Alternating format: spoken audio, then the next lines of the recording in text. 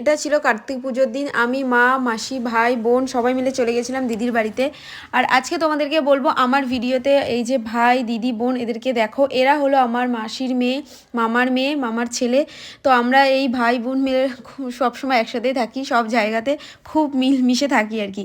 তো বিকাল বিকাল হতে হতে আমি একটু চা খেয়ে নিচ্ছি, মানে আমি বলতে সবাই মিলে একটু চা খেয়ে আড্ডা মারছিলাম।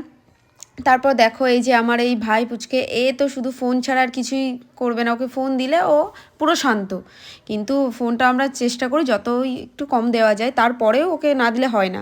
তারপর এই দেখো আরেকজন তো পুরো চুল ছেড়ে সেই তখন থেকে দোল খেয়ে যাচ্ছে, মনে হচ্ছে ওকে যেন ভূতে ধরেছে। আর এই নিয়ে আমরা তো খুব হাসি ঠাট্টা করছি।